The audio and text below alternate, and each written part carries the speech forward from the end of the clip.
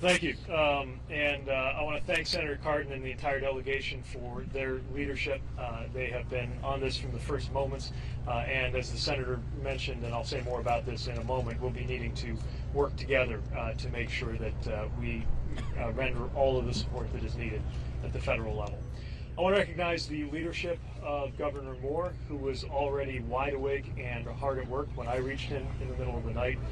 We just had a very informative briefing with his extraordinary leadership team, and I was moved to see the partnership between state as well as county and city personnel, led by the county executive and the mayor, working hand in glove with us and with our sister federal agencies. And if there's one thing I have to say today, it is a note of gratitude for the extraordinary and courageous work of the first responders, some of whom are in that cold water right now, some of whom are from right here, some of whom have traveled in to render mutual aid, all of whom are responding with extraordinary professionalism and whose work has already saved lives.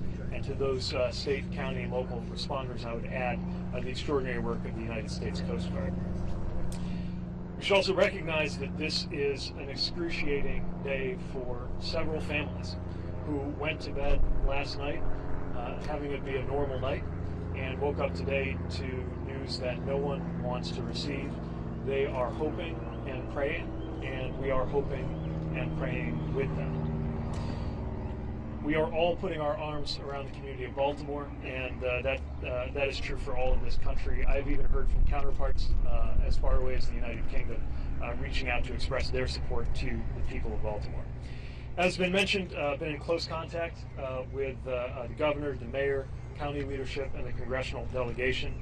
And as President Biden has made clear, the federal government will provide all of the support that they need for as long as it takes. This is no ordinary bridge. This is one of the cathedrals of American infrastructure. It has been part of the skyline of this region for longer than many of us have been alive.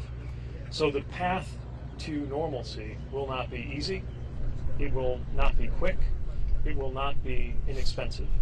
But we will rebuild together. In order to make sure that happens, the President's plan is to work with everyone here in order to rebuild this bridge and reopen this port, including our readiness as a department to approve emergency funding as soon as we receive that request. Meanwhile, our Maritime Administration will help with port, harbor, and supply chain operations. Our Federal Highway Administration will assist when it comes to the bridge itself and any ways that we can help ease roadway congestion for residents and commuters who can no longer use this major thoroughfare. The Federal Aviation Administration is even involved, working to keep the airspace above the bridge clear for emergency personnel. PHMSA, our Pipeline and Hazardous Materials Safety Administration, is on the scene to help with any hazmat issues, and our newly stood up freight office is already at work preparing for supply chain impacts that we know are coming because of the importance of this port, not just to the Baltimore region, but really to the entire United States economy.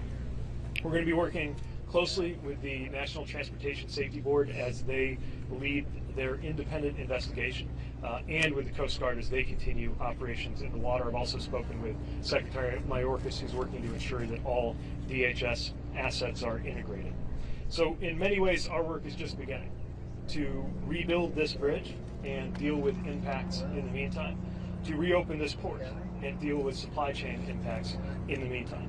But today we are most acutely focused on the emergency operations underway and on the families that have been impacted. I have no doubt that we will rebuild together and that Baltimore will come back stronger than ever before. And with that, I will turn